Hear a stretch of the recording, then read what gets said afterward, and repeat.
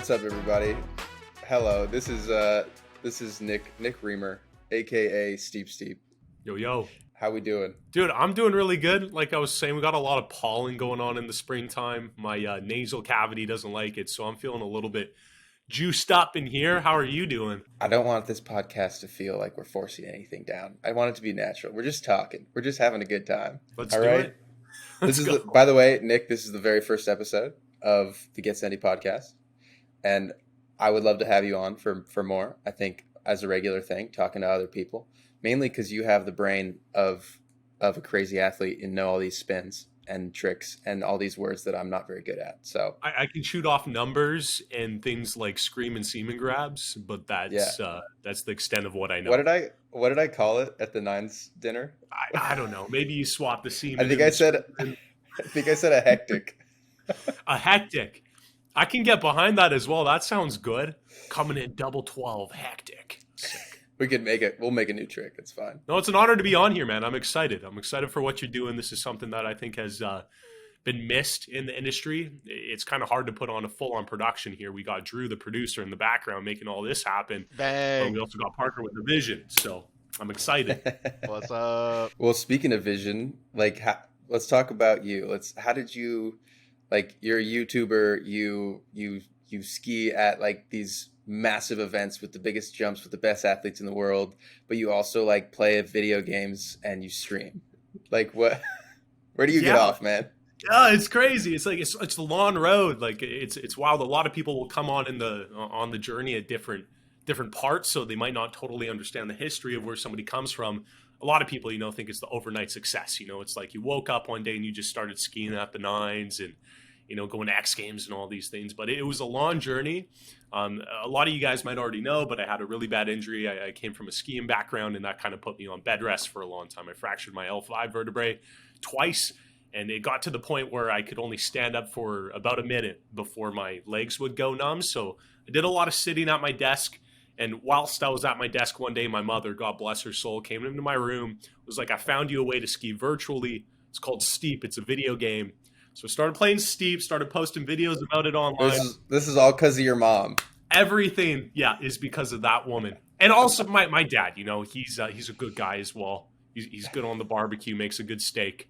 But my mom introduced me to Steep, which is pretty exciting. And then my back eventually made a recovery, got on a big physio program, got back out on the skis and started transitioning what I was doing on YouTube with a video game to the real world. And fast forward to today, I'm talking to Get Sendy, Oh, well, I just think it's crazy how you went from video games to the real thing. Because I feel like are you better now than before you broke your back?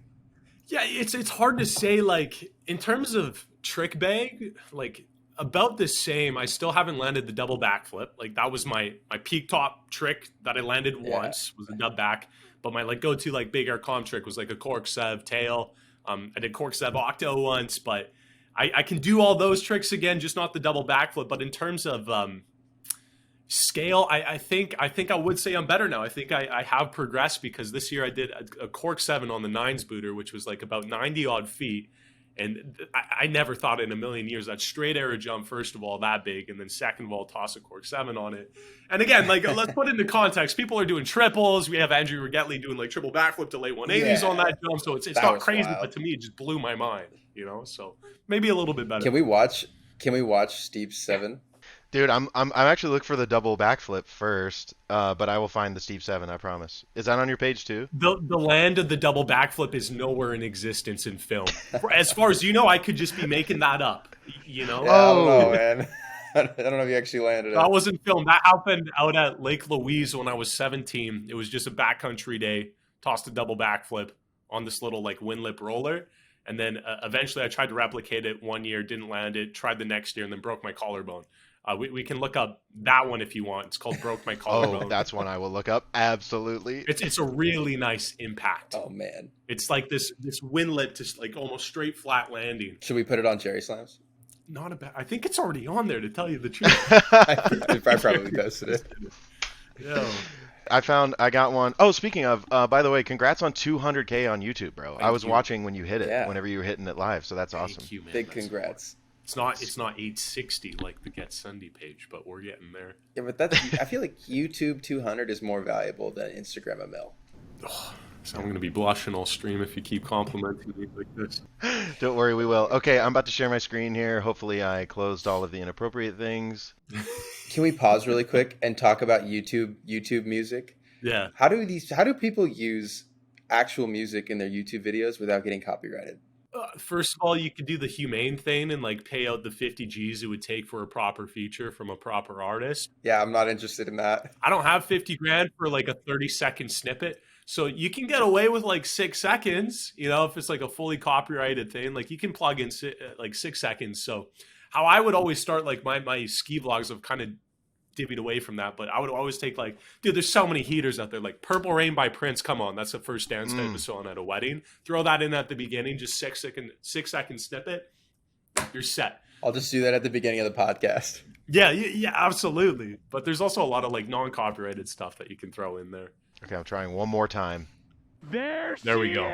I'm coming for you, baby. I'm not fired. Oh, it's a Rihanna. Oh. Is this? That's it. Oh, I did include the slam right at the intro. Yeah, I was out, Man. and I felt the snap. Like I've broken a lot God. of bones, but that was the first one where like impact, you feel the snap and you just roll down.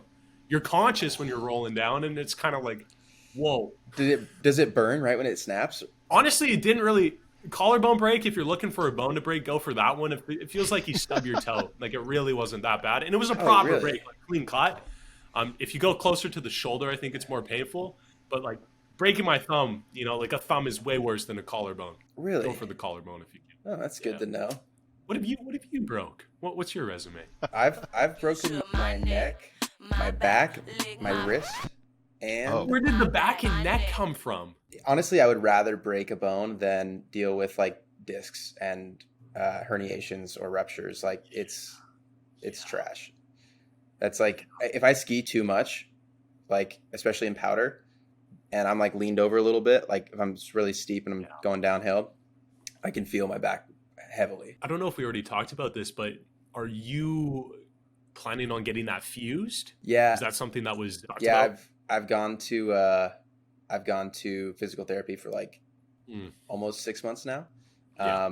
and I've been working on it, and I've gone to the doctor, and it's something that will probably need surgery, but I haven't scheduled anything yet. So Oh, yeah. it's frustrating, man. A herniated disc is no joke. But what was the like actual incident that caused that? Dude, honestly, I don't know. I think it was probably from skiing. A bunch of just repetitive stress. No, I was trying to go switch down a black for my first time ever in Schweitzer in Idaho.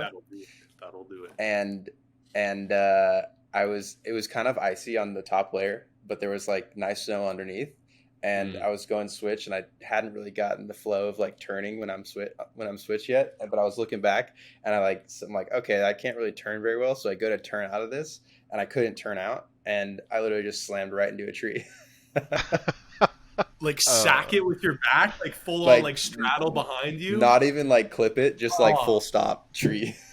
It was bad. I never got it like checked out. That could have actually been so much worse. Like a kidney puncture. Could have been. I don't know. I skied down and I was fine. So, Yikes. Oh. Dude, is the tree still alive? trees are rock solid. Have you revisited it since then? Like once you get it No. fused, I think you got to go back and like chop her down. I gotta go make a table out of it.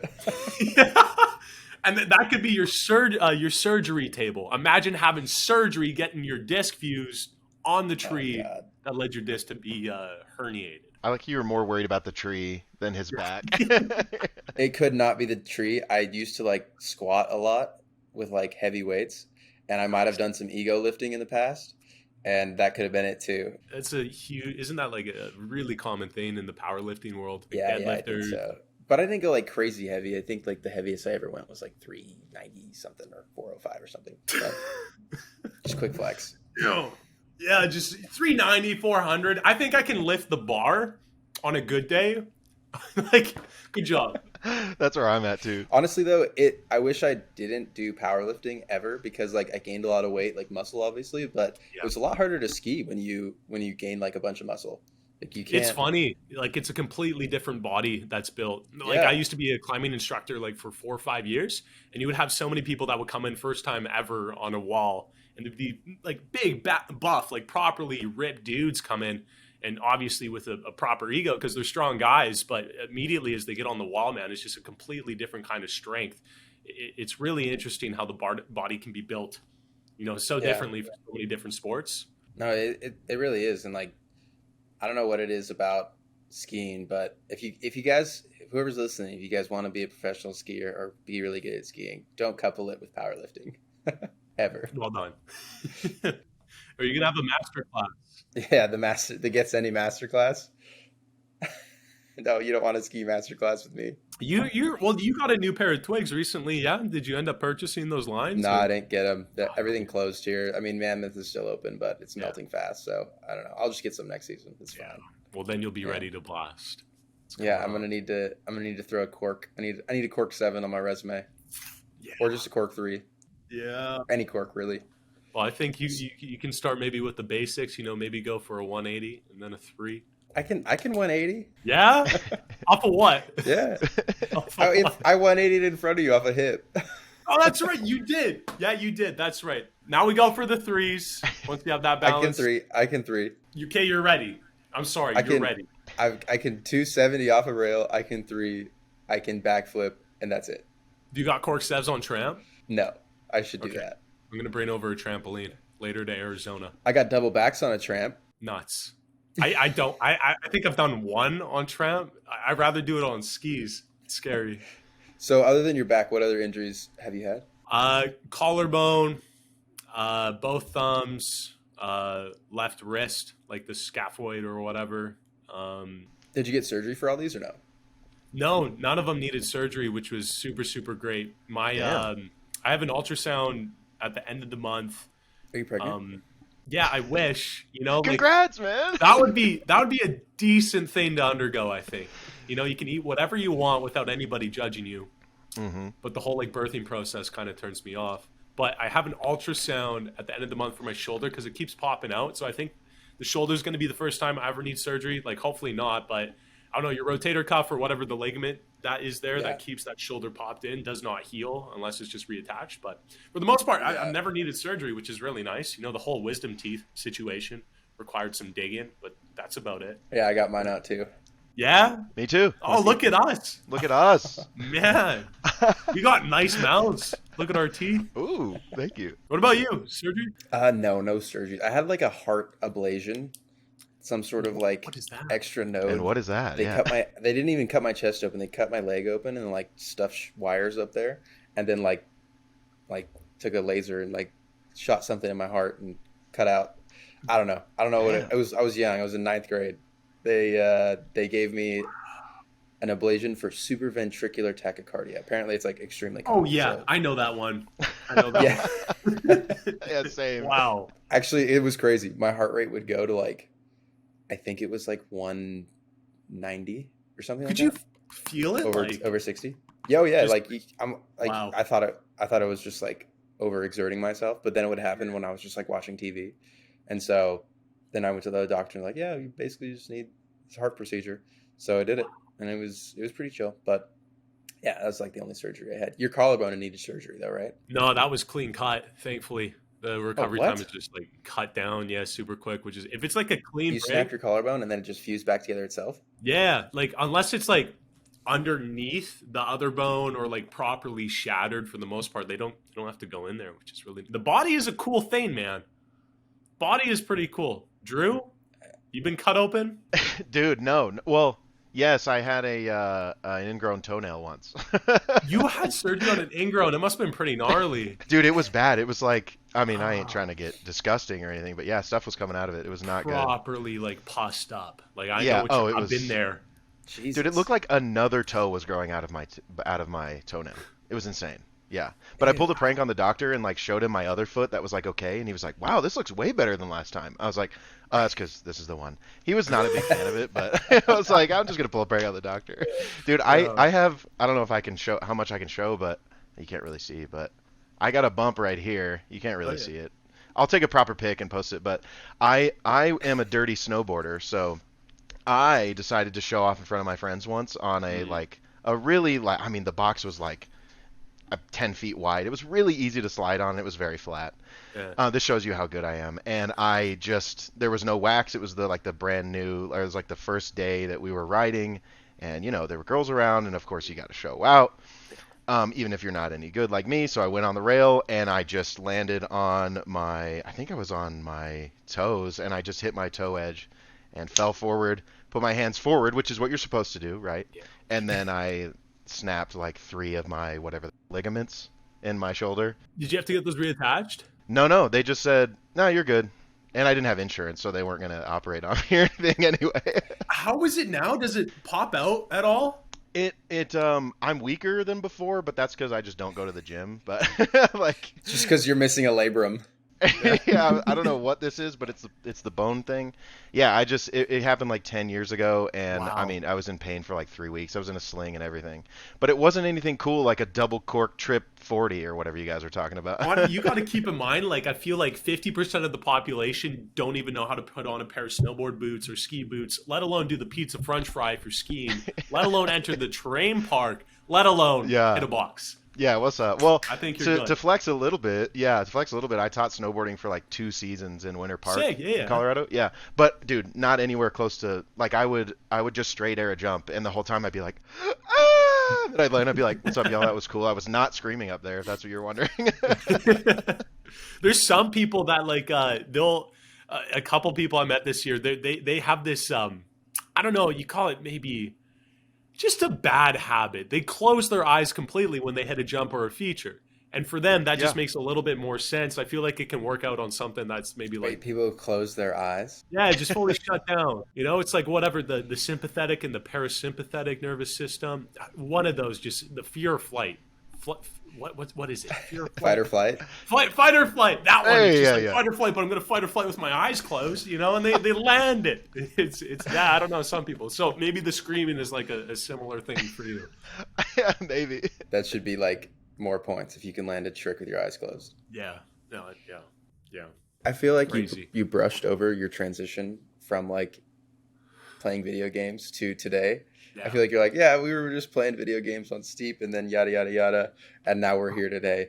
But like, that's like, I feel like that's there's a lot of information there that a lot of people are interested in. So like you were playing video games, you were playing Steep, and then you are now at, Red Bull events. Like, what happened? For sure brushed over. It was tough physically. It was tough mentally, that recovery. A lot of the times, there's a lot of studies on it, man, when it comes to the mental impacts of injuries for athletes, regardless of what you do, whether you are a long distance cycler or you're simply, like a pro skier or whatever. You take this adrenaline junkie or this dopamine junkie, and that's all we are, as athletes. We have this goal, whether that be a triple cork 14 like Megan Ullman this year, or biking from Edmonton to Vancouver, as a long distance cycler.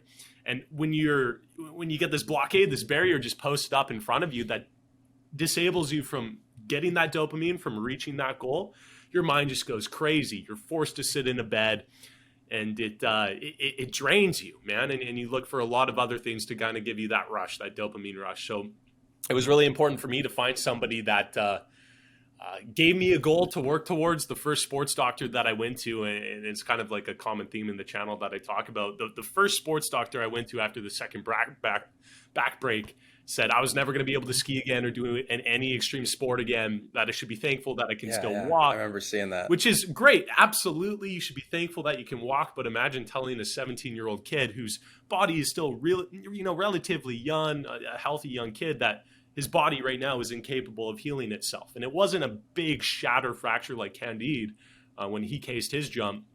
It was just a minor fracture that was in the wrong place. It was by my sciatic nerve, and that's why I got all the numbing, because it would always cut off circulation or the flow throughout that nerve to my legs. So anyways, I cut him off. He got me really upset, man. I was down in the dumps for a long time, but eventually Did you believe him, or were you like, no, I'm going to walk? Yeah, man, totally believed him. He was, I don't want to give his name, but he was like a former NHL dude. Like, he was a proper athlete, like opened formidable. up his own practice. Like, yeah, definitely qualified. So I was really bummed And then eventually found a new physiotherapist throughout my family, this distant relative who lives in Vancouver who started his own PT practice. And he put me on this really strenuous program. It was all about, how I talk about my stretching and whatnot. I'm still like really keen on it. But it's all about reducing inflammation, because when you have an inflammation in your body, your body isn't able to focus energy on other parts of the body that needs healing. Say, for example, you have a broken ankle and a broken back. To heal both those things at the same time is going to take longer versus if you just had one injury, because your body can focus all of its energy, nutrients, yada, yada, yada on the other thing. Mm-hmm. So I went on a really strict diet, couldn't eat any carbs or sugars because those are inflammatory. I basically ate salads for a full year, nothing more, nothing less. Oh, God. Did you go into ketosis? No, so there was it's again, I'm not a doctor, so like take what I say with a grain of salt, but his whole idea was like keto can be good, but keto can also be bad. You have people who do keto and all they eat is bacon and cheese. You know what I mean? That's like the extreme, but at the end of the day, there's good fats and there's bad fats. Like you can have olive oil, proper olive oil, and lean grass-fed beef or whatever, and those are good fats. But if you're chunking on like Costco bacon and Costco dogs, I don't know if that's the best thing for you. But anyways, like a lot of physiotherapy, a lot of proper dieting, and then eventually my back got strong enough where I was able to ski. There was a big fear blockade, but I remember the first time I got back on skis, I was able to flip again. Muscle memory kind of kicked in, and I was super excited, got back into it. And there was a lot of people. It wasn't a thing. Like I started posting my first ski vlogs like maybe 3 years ago now, probably 3.5. I don't know, 3 years ago. Nobody was really posting ski vlogs, like nobody. You would take Maybe vlogging channels. You had Skier Dan. Skier Dan was posting ski compilations. Dude, like absolute legend, man, for sure. But there was nobody taking you like throughout the day on a mountain. And this was also during the time of YouTube where vlogging channels were massive. Where the Casey Neistats of the world were coming in and making a real big name for themselves. And you can think of it as a business model. Those vloggers created this business model of vlogging their life or vlogging interesting things throughout the day. And people loved it. People ate it up. So what if you were to take that same thing and apply it to a skiing day? So I tested that out, seemed to do well with the public, especially when you have this whole story of being down in the dumps with an injury and then coming back and overcoming that. Yeah, I love that problem. Yeah, and the people got excited. I got excited. I was like, when I saw you like hitting jumps in like, was it Saas-Fee or was it was it Prime Park? Where's Prime Park at? Yeah, Prime Park, Stubai. Yeah, Stubai. I was like, bro, I didn't know you were about to hit jumps like this. Because I've seen your videos about you hurting your back and like actually having some like mental problems not mental problems, but like mental blockades, Yeah, I think it's crazy how does it scare you that you're going to break your back again? Knock on wood. Yeah, it does. It does. But at the same time, like it feels so good soaring through there. And at the same time, like I know where I'm at. I know what my body's capable of, what my mind's capable of. And the coolest thing is when you're standing up on the drop-in to one of the biggest jumps, if not the biggest, like privatized jump in Europe, standing next to Jesper and Colby Stevenson, Evan McCracken, and Andre. Yeah. It's just like, I don't know, man. It's like, yeah, you can do it. It's like these guys, you're just watching them send day after day after day, and you just kind of, I don't know, it just kind of amps you up in the proper way. It's really cool. Yeah. And you said that after you pass a certain, like when we were at the nines, you were talking about like jump size, and you said after you jump, like, what was it, a 50-foot? You can kind of jump anything? Yeah, for even like a 40, man, like you can get away on like a 10, 15, 20-foot jump just by riding off of it and not popping properly. But once you get to the 30s, the 40s, 50s, you have to properly pop because there's so much air time that you need that pop to be able to carry that balance throughout the air. And then once you dial that in, which you do, I've seen your explosive pops on hips and whatnot. It's just a mental game at the end of the day, man. You're just in the air longer. If you get that proper pop, you're good to go. It's a scary thing. So you're actually on like 40, 50 plus, you're actually popping off of the lip and jumping. Yeah, and you should be on all the other sizes of jumps as well. But again, a lot of people just enter the terrain park and don't really learn the basics of a pop, the importance of a pop. So they get away with riding off of jumps and kind of build a bad habit. Or you try and hit a box for the first time on your toe side edge and snap your shoulder. I've seen your pops, man. Okay, full disclosure, Parker has a mean sumo squat. He carries that to the lip of a jump. He pops very well. Yeah, you want to see me soar 40 feet off a 10-foot jump? I could. Yeah. Make it happen.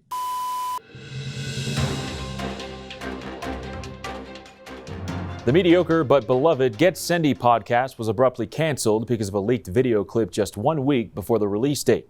Now, before we show you this entirely insensitive video, parents, please have your children leave the room unattended because I didn't want to show this on air, but it's not up to me. Oh, by the way, your country's on fire. Yeah. Yeah. Oh, yeah, that sucks. Yeah. Wait, do you want me to cut out the part where you go the country on Dude. fire, then we start clapping and laughing? No, this is great. This is fine. I am so sorry you had to see such childish behavior. And man, that producer is quite unfortunate looking. I would not want to be a part of that bloodline. And now, back to the best picture on Steep's Instagram.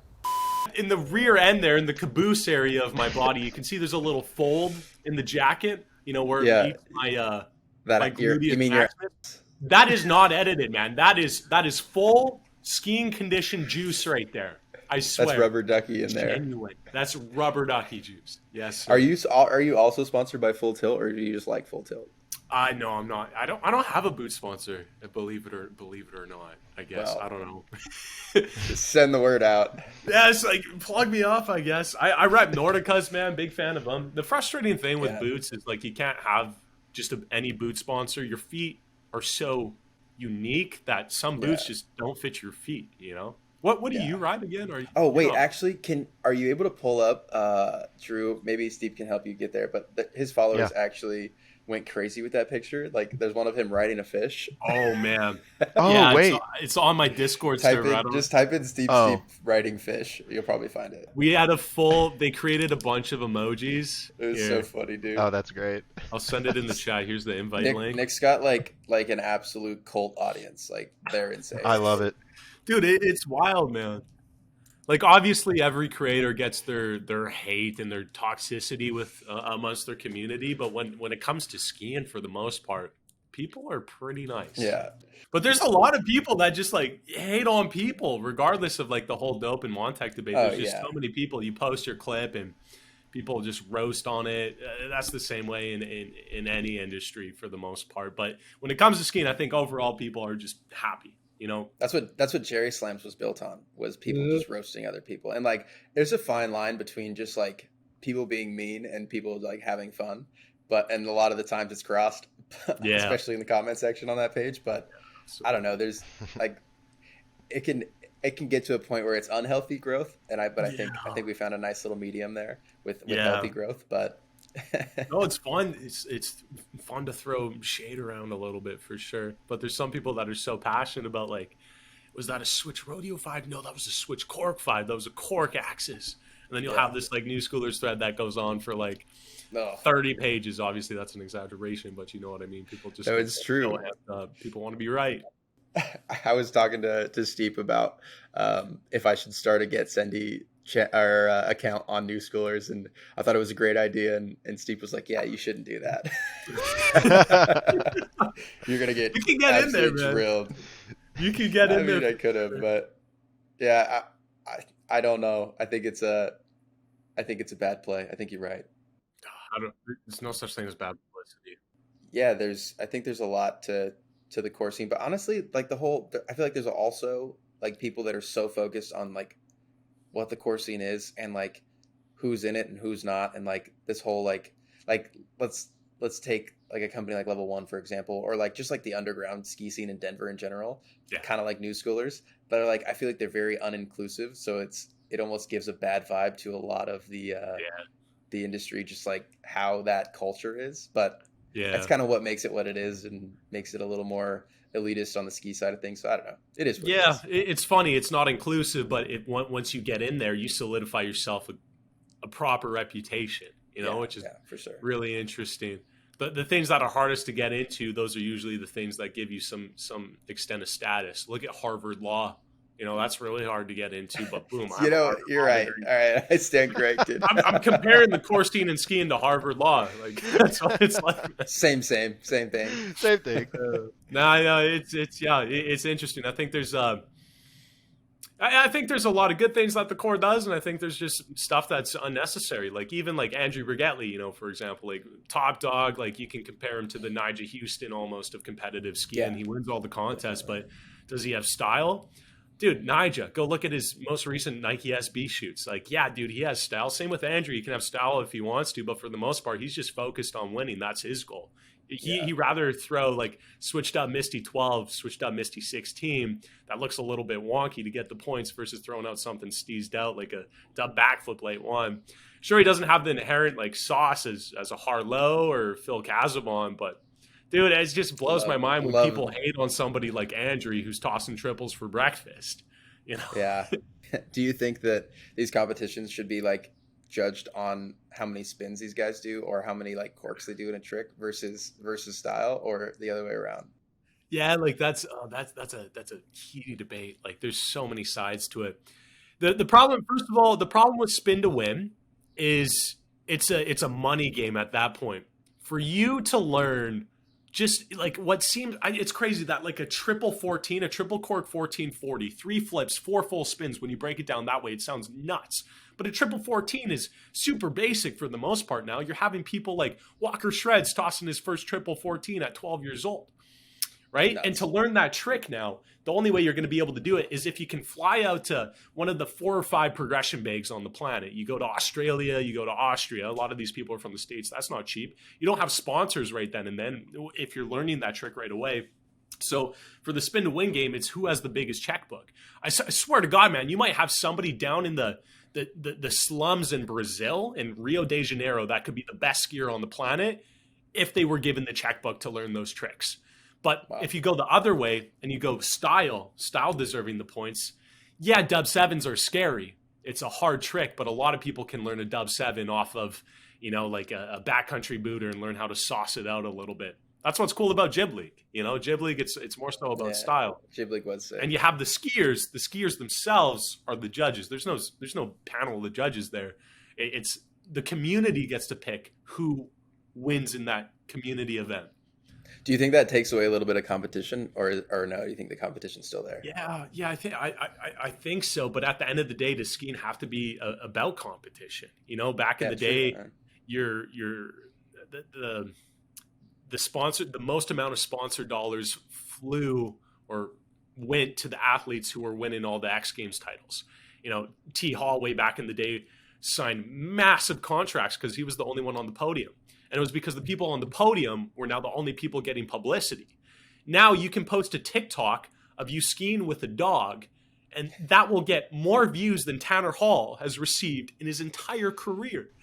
So it's now, in terms of a company's perspective, and again, this is a whole nother thing about like what's core and what isn't. Companies are companies. They're looking at the bottom line for the most part. They want to earn a profit, sure, reinvest in the community, but they want to earn a profit. So even take a company like Armada. They're going to want to flow to the more influencer side of things that are getting the views to sell their product or give it more exposure, right? Regardless if you're a Dope Snow, Armada, yada, yada, yada. So it's just really interesting to see. Sorry, I'm going on a tangent, but does skiing even have to be about competition anymore, I think it still does, but. I think it's healthy to have. I really do like the style events like Jib League. Nines is kind of a style event, definitely. Yeah. But I mean, I don't know, when it gets into... It kind of took a left turn in my opinion, not to like dog the X Games. I love X Games, but this year with the whole Stony Baloney or whatever his name is. Stony Baloney. Yeah, Stony McBlaze. Stony McBlaze is his name. Yeah. And the other guys, like, don't get me wrong, Stony McBlaze was for sure like peak cringe for me on those out of like the 3 of them, like Snowboard Jesus, and then the other guy. I can respect his side, his humor for sure, but I get what you're saying. Yeah. I just think that way. When they brought that all on, it kind of just like went the wrong way of when it comes to like competition and like having fun. I don't know. It's an interesting talk, man. Like we've talked about it a lot, and all they're trying to do is make the X Games more relevant to the up and coming generation. And us, we could almost we were talking about it. yeah, and like you could almost consider us the boomer generation now, right? Because we're kind of we're kind of not necessarily hating, but not necessarily subscribing to the new trends that captivates those new users, that up and coming generation. I think there's a way to capture that attention to keep the X Games relevant without including, Minecraft streams in between. In between events, for sure, but what that is, I don't know. I don't know. What do you think it is? I'm a gamer, so put the Minecraft in there. I'll show up. Let's go. There you go.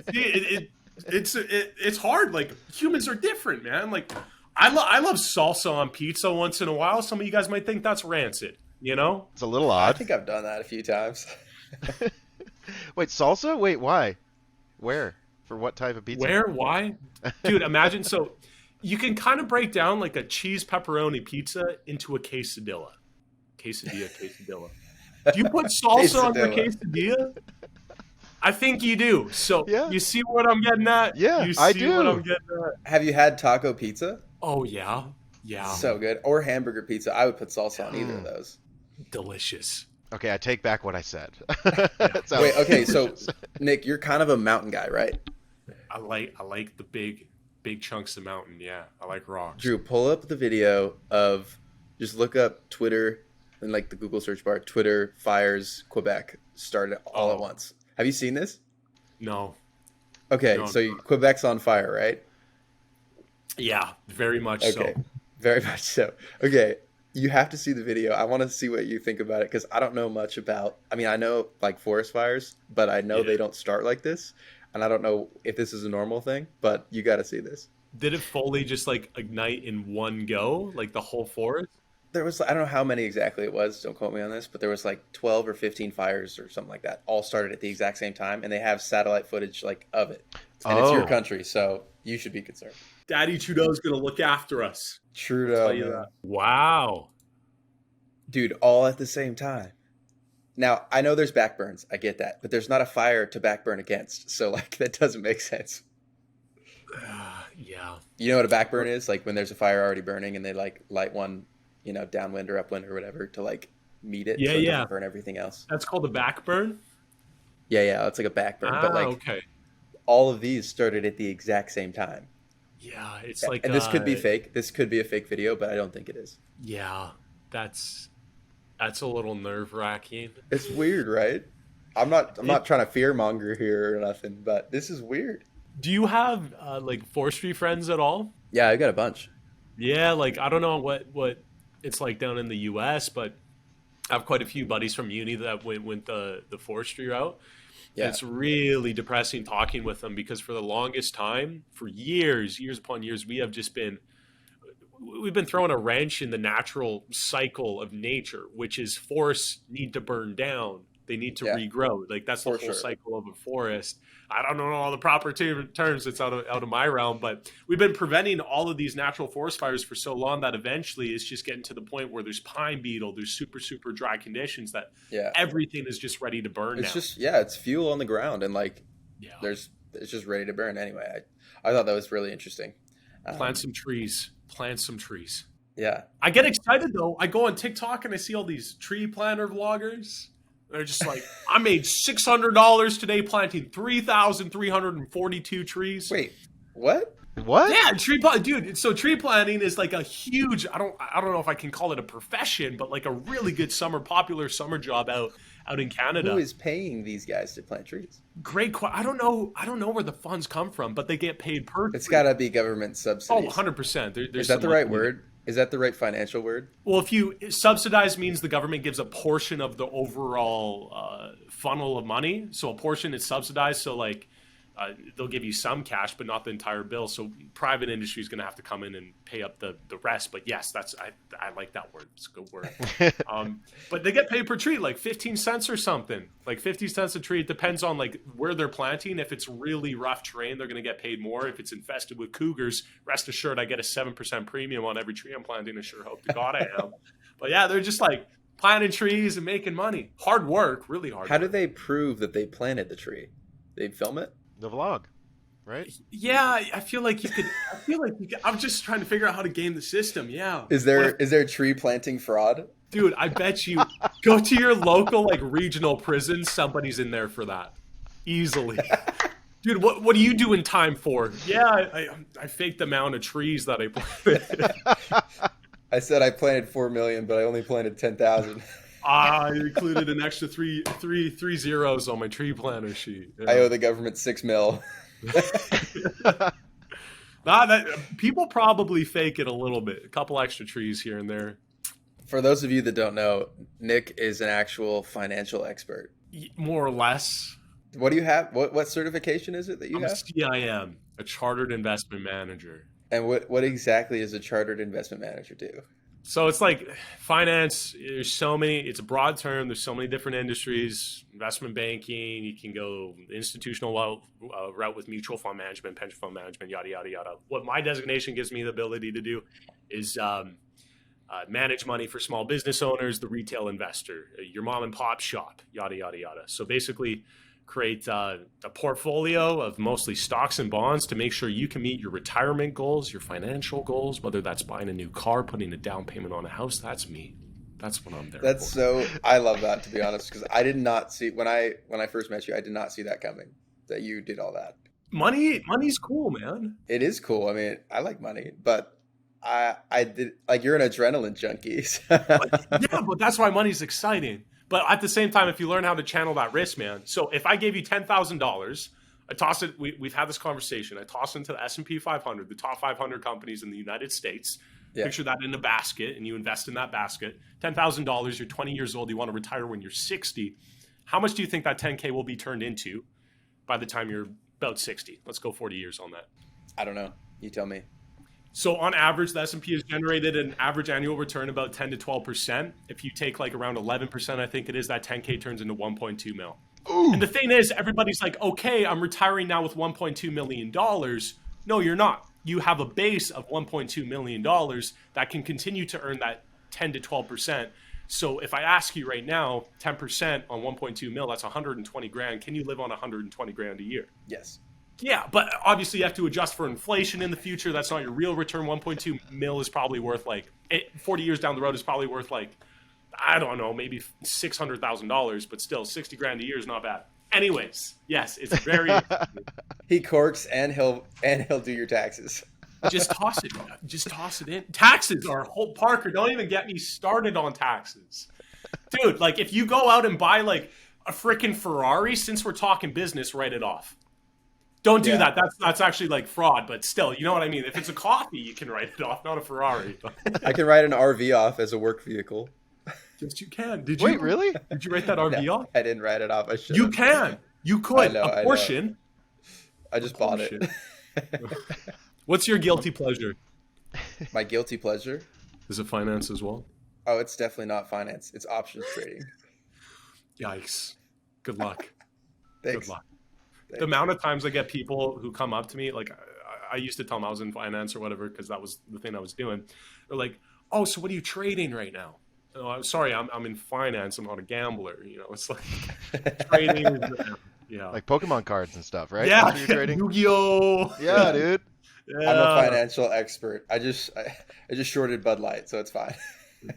Damn, good for you. I actually made 80% on a Bud Light short, so that's good. You short? Sometimes, yeah. You getting me excited? I'm a financial expert. I have my CM3 or whatever it's called. CM squared. Whatever you wish. No, I actually do have a guilty pleasure, and it's Rocket League. Are you good? That game is so tough. I'm cracked. No, I'm kidding. I'm not cracked. Let's play. I'm only champ 1. Do you play as well, Drew? I mean, I attempt. Yeah. I've attempted as well. Not great. Dude, if I got out of platinum, that would be wonderful. So, Parker, can you carry me? I got you, man. So good. I don't even think I have a wink.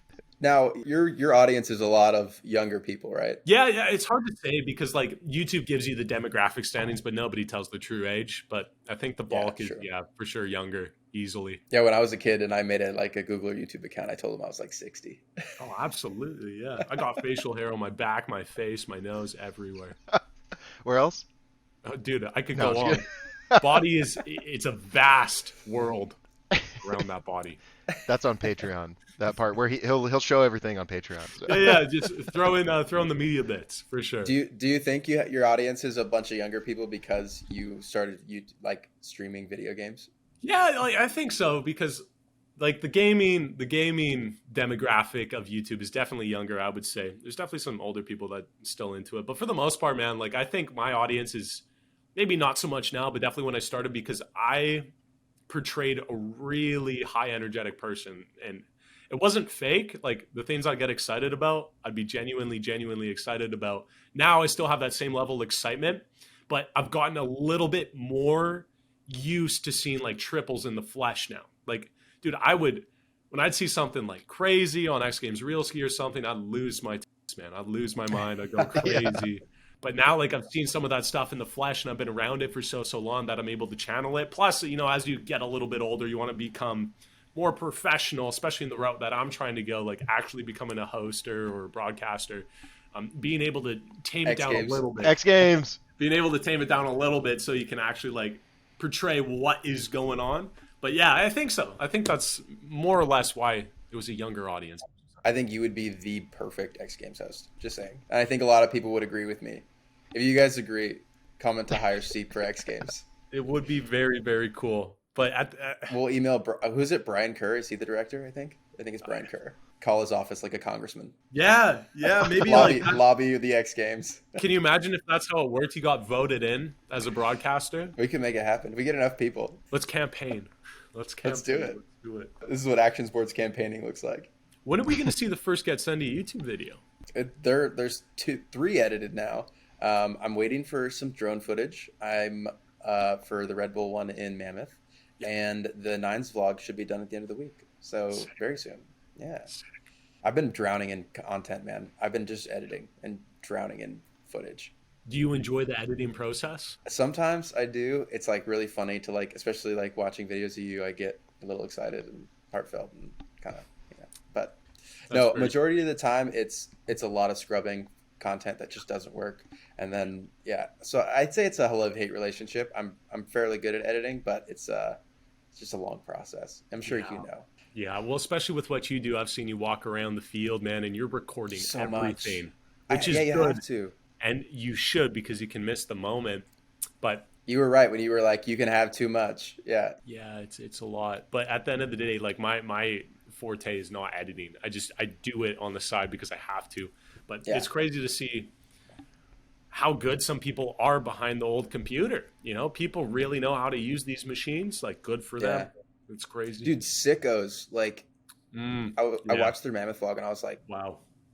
This is a production. I saw their intro. My buddy introduced me to them like a year ago when they just started their YouTube channel.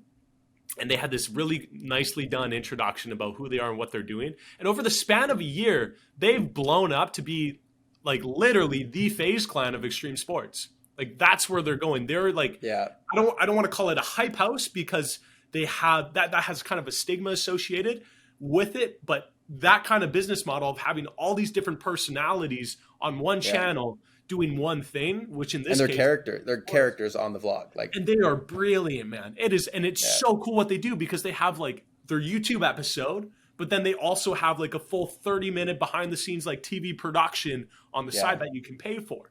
I think they are the coolest thing on YouTube right now.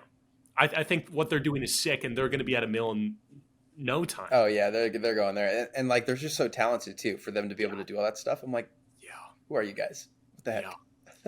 It's crazy because like a lot of people will look at them and be like, that's the overnight success, which kind of you could say it is because it's within a year that they've grown. But you cannot imagine the amount of work that they would put in for every single episode. And I respect them so much because I saw a little snippet of them about how they afford all these trips and whatnot. They have the Mr. Beast mentality. They will take every ounce of money they earn from one video and toss it right into the next. They're not saving anything for their pension. They're not saving anything to buy their next burrito at Chipotle. They're tossing everything in there, man. And I highly respect that. And it's working out, man. They're going to have a warehouse, they're going to be partnering up with Elon Musk. Jeff Bezos is going to be their godfather. Like, I'm really stoked on them. They're sick. I was starting to believe you for a second. The Elon Musk part, I believed. He's been meeting a lot of people. What they're doing is sick. You just missed them, right? You almost saw them? Yeah. We were there. Like, I hit him up, but they were there like a day. Like actually, I think they got there the day I left. Like I left in the morning, and then they left. They got there that day, but it was Mother's Day, and I had to go see my mom. So, See, Parker, you're a good guy. You are a good boy. But then, like, maybe 2 or 3 days later, they dropped another vlog of them in like somewhere with water. I'm like, guys, you were just in Mammoth. Yeah, they probably have so much. They probably are like 3-4 videos deep, ready to post or something. You know, it's like a Sam Pilgrim. Sam Pilgrim, I love that guy, Pilgy. Well, it's like Sam will go on all these trips and then have all this footage and then just release it, you know, like months later after the trip, because he's just doing so much. He can't just release it back to back to back. But yeah. Anyways, you were going to say? I cut you off again. No, I was just saying it's got to be nice having like, what is it? They have 3 dudes that are all just killers. Know. One of them can edit amazingly, and I would imagine the other 2 are fairly good business-minded guys. So yeah, and they have a proper merch lineup. They have a proper website, dude. If you're can I join your club? If you're looking for a way to do it, man, that's the way to do it. Like at the end of the day, though, like people think it's so easy, but like for me, as like an almost married man, like I'm proposing in 2 days, but you don't have the time. Yeah, man, you don't have the time like to do that. You got to throw everything Does she else know? on the sidelines. Does she know, or are we gonna have to cut it out? She won't watch it, and I know this won't air in the next 2 days. So true. I don't know. Drew's editing it. We could just. You want to see the ring? Should I show the ring? Oh my God! Yeah. Great. Let's see it. Oh I haven't looked at it in a while. Is this a first look on the internet? Has the internet seen this? No, the internet has not seen it. Let's hope it's still there. All right. Are you guys like classy? Wow. Are you guys classy? Like, do you look at me? Can you tell me if this is good or not? Yeah. We will. Tell you. Wow. Yeah. Wait. Oh. Is that what kind of cut? What shape is that? Oval. That's what I would have said. That looks awesome, man. That's amazing. Yeah. Congratulations. That's great, dude. Yes. Exciting. Congrats. Oh my God. Are you guys? Congratulations. Parker, when you dropping the question? You know, I would love to talk about that, but I can't disclose any information right now. Drew, are you locked down? No, dude. So what's up? You want to put it on my finger? It might be too big. Dude, if you're willing, like I can't wait 2 days, so I'm ready just to get after it. All right, well, I'll just say I do have commitment issues, so probably not. Dude, as long as you can commit to making me dinner and lunch, I'm fine. I can DoorDash. How about that, brother? Take it. I'll take it. Nick, didn't you have an idea to make like a hype house for action sports up in Revelstoke? Sickos are the people that inspired that, because my buddy Mark, who introduced me to them, so I've had people like subscribers reach out to me through Instagram, Discord, YouTube, all these different things. People found my number, but this guy reached out to me on LinkedIn. I knew he was serious because he reached out to me on LinkedIn, was like, bro, I'm a fan. I got an idea. Let's talk about it. Oh, that's great. Sat me down, went for beers, and he said, hey, I want to create basically, again, like the Optic Gaming FaZe clan of extreme sports. And what he was kind of inspired by was that introduction video that Sickos made. So we wanted to get it going, but again, like to make that work, you got to throw everything else on the side and just focus on that.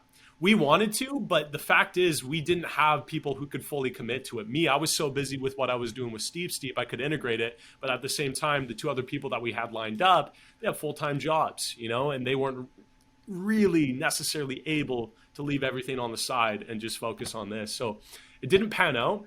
Not to say we won't maybe do it in the future, but at the end of the day, what they're doing just works so well. They have the personality for it, the work ethic, the skills behind it. Me, what I do is different. It's more so just kind of like a little bit more of a solo endeavor, which I like because we can still bring on like other personalities and on different trips. But yeah, no, that was the plan. It just didn't really work out. I'm not salty about it, but it's really cool to see somebody else doing it and doing it right. Yeah, no, it is super cool because they're really doing it. Yeah, we got to get you guys on there. Yeah. I mean, we're a little different too. Like honestly, like I wish we had like a crew like that was all in the same place. I feel like they grew up together. I don't know. They kind of just give me that vibe. Friends. Yeah. Yeah. But honestly, that in itself is rare. Childhood friends that are all athletic, that can all do stuff like that. Pretty sick. And it's not even the thing that they're like average. Like their Red Bull jump video was like average skier tries a 100-foot jump. Like to them, they're all. Was it 100 feet? That one, like if you go to bottom, you could probably maybe call it 100. Like I saw it in person. The nines jump was definitely a little bit bigger, Yeah. but it's close to 100, man. Regardless, at that point, man, like throw it at 100, get the extra views. The title looks better. Like do that. But also at what was I gonna say? They're not average. They're all like actually really gifted. Just to hit a jump like that is insane, and to find that talent as well. Like I'm not hating on my buddies or any sense. They are really good skiers, and same for me. Like I'm a really good skier as well, but those guys aren't going to be trying to hit that jump. You know what I mean? Like they're all just really gifted and naturally athletic. So it's a really rare, unique circumstance that this crew, like Sickos, can come together and make something like this happen. If you could give one piece of advice to the young people watching your vlogs and probably Sickos vlogs, and if they wanted to be YouTubers, what would you tell them? It takes a lot more work than you think. It takes a lot more work than you think. But as genuine or as cheesy as it sounds, and as much as you hear it, like if you are stoked on something, if you are fiery and passionate about something, you can make it work. Like whatever it is, you're stoked on it, because at the end of the day, for me, it doesn't feel like work when I'm pushing out these videos. This YouTube channel started when I was on bed rest, so I had a lot of time, but eventually it moved into a place where I had a full-time university course load. I was working on like 6 separate exams for my designation while managing relationships, while also working a near full-time job at an investment management firm. So I put in a lot of work to get it to the place where it is now, while not earning a dime, but I didn't care that I wasn't earning anything off those videos because I genuinely just loved making them. Good. So if you're doing something and it doesn't feel like work, you're in the right place. That's how I think you could sum it up. What's your piece of advice, Parker? Consistency. Consistency is key. Yeah. But I'm not a YouTuber, but I'm assuming that's probably similar. You are now. But yeah, I am now. we are now. Yeah. I don't know if people are wanting to get into like, TikTok and Instagram and YouTube Shorts and Reels, the quick stuff, then consistency is key, and making sure it's like super, super good content. Because if it's not going to go. Yeah, especially with short stuff too, because it's so easy. Like long form content, you can get away with maybe posting 1 or 2 videos every other week because you kind of stay in their mind a little bit. But short form, man, like TikTok, try and tell me the TikTok you watched 5 TikToks ago. You know what I mean? It's so easy just to forget what you just looked at. Yeah. So yeah, consistency is huge. Yeah, Drew, hit him with it. What's your word of wisdom? Oh, well, coming from me, like, did you guys both graduate college? Is that what I'm picking up? Technically, I still have a year left of university. Wait. Actually, technically, I stopped after. I have 1 course left, and it's a math course. I just didn't go. You didn't?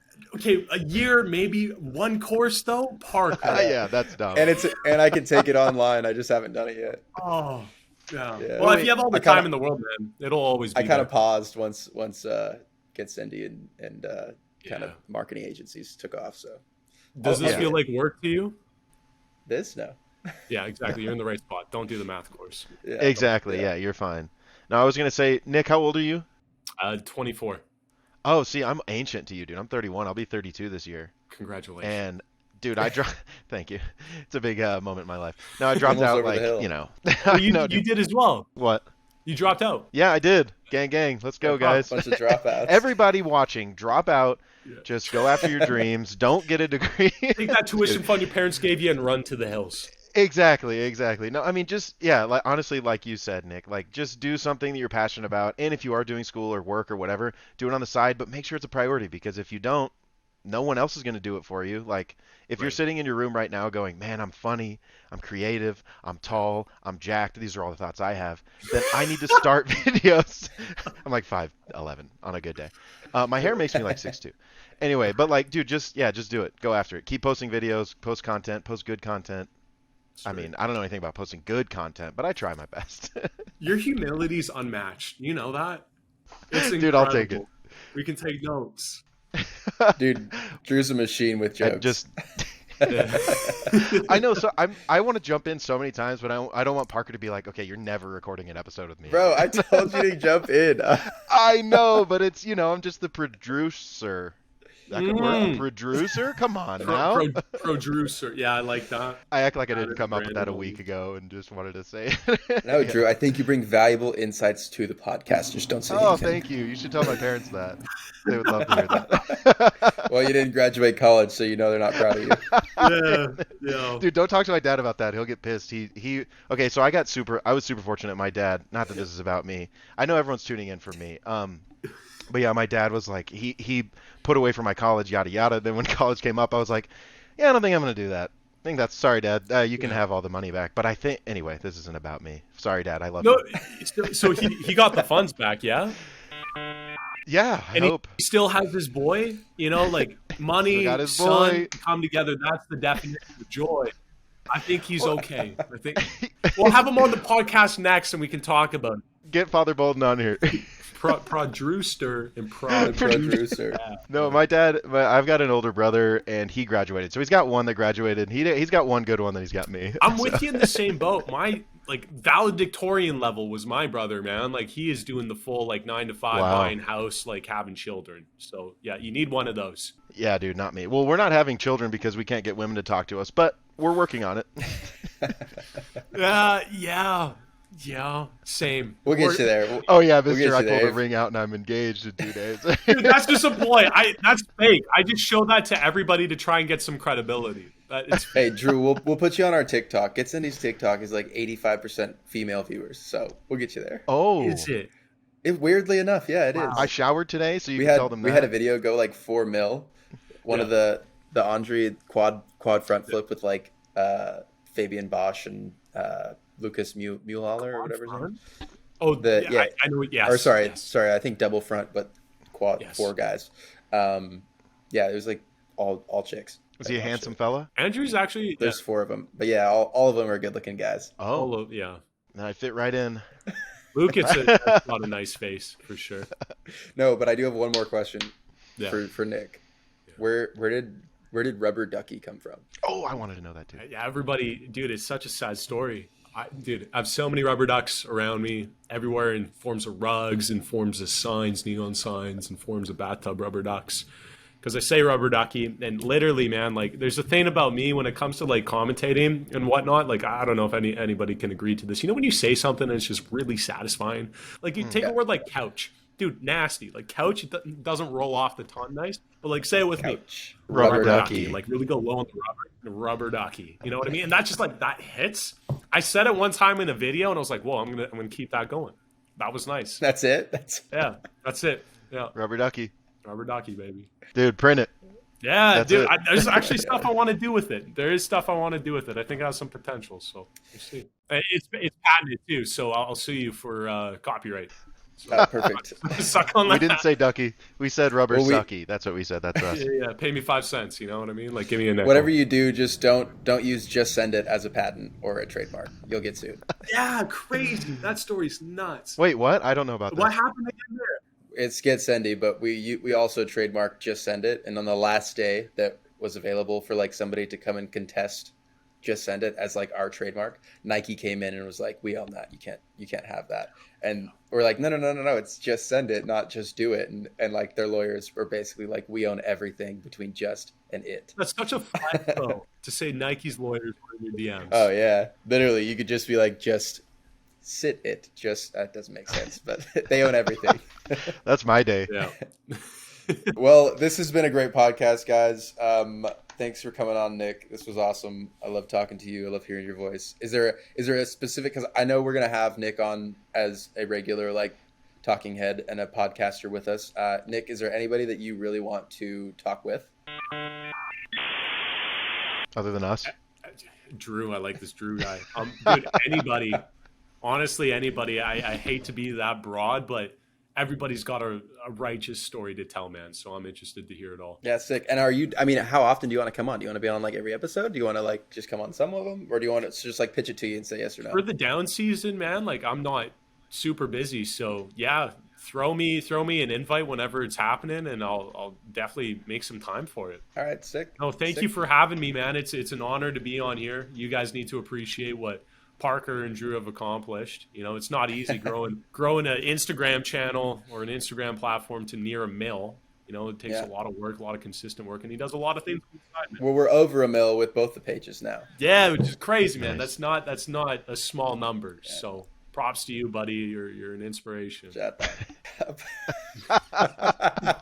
Dude, you are a motivator. The fact that whenever Nick compliments me, I don't believe it, because when he's off camera, he's just roasting me for everything. Dude, half of what, like 80% of what I say is bullshit. I'm the most sarcastic person you will ever meet. But for sure, like, no, for real, you're an inspiration. Thank you. I appreciate it, man. Yeah, I was just gonna say my goal is to take Get Sendy and become an action sports news publication, and really become just like a hub where action sports can orbit around, and where we can collaborate with cool people like Sickos, you, and all kinds of sports and events and stuff like that. So yeah, I think we're getting there. I'm really excited about your Red Bull video. Like you got a proper knack. That one was fun. For dicking around and having a conversation with athletes, man. Anybody in the industry will tell you it is so hard to get even a sentence out of some of those guys. So you got a knack for it. Keep it going. Yeah, sometimes it's hard. Yeah, it's not easy. It's not easy. Y'all both got to get out there. That would be hilarious together. Who? Y'all both of you. Oh, sorry, yeah, y'all. yeah, that's yeah. my southern drawl. We did it the out. nines a little bit. Nick's actually like my entire vlog. So nice. Wait, I've only seen one video. So how dare you, Parker? Where's the other one? Yeah, the nines video is not fully edited yet, and like Mammoth was like 80% done, so I sent it over to you. But yeah, you'll see the new one too. Sweet. Nines was crazy. Nines is always crazy. Shout out Nico Zasek and Marco. Yeah, you're lined up for the biking one, hey? I am. I don't know if I'm gonna make it, but I'm definitely gonna try. Nice. So I hear that one's a little more rowdy. Oh yeah, I'd imagine those guys are crazy. I was at Masters of Dirt in Vienna, and Georgie invited us. Great guy, and I was partying with some of these mountain biker kids, and they lit my balls on fire. Yeah, yeah, dude, that's like an initiation practice. That was wild. I'll tell you, that's a story for another time. But that was wild. That was a wild night. Get Sendy on Insta. You got the Jerry Slams going as well. Way better than Jerry of the day. I'm gonna go out there and say that. I've tried to befriend the guy. Dude, there's been drama, man. There's been drama. Boxing is coming to this. He unblocked me and now followed me. But then I randomly tagged Thor in a video, just like to like mess with him, like send him a meme. But I posted it and tagged him in it. And Jerry of the Day thought that Thor filmed it, so they hit him up and were like, "Hey, can we post this?" And so they just followed me so they could take my content. Well, that's still an honor. That's still an honor. It is. Did you get tagged? No, they don't even talk to me. Dude, I don't know what you're doing, Parker, behind the scenes. You seem like a lovely guy, but I don't know what goes on. I'm an absolute savage. No. Nice. All right, man. Well, we'll cut it off here. We'll wrap it up. But I love you, Nick. You're the best. Cheers. All right, you two. Thanks for having me on, man. For real.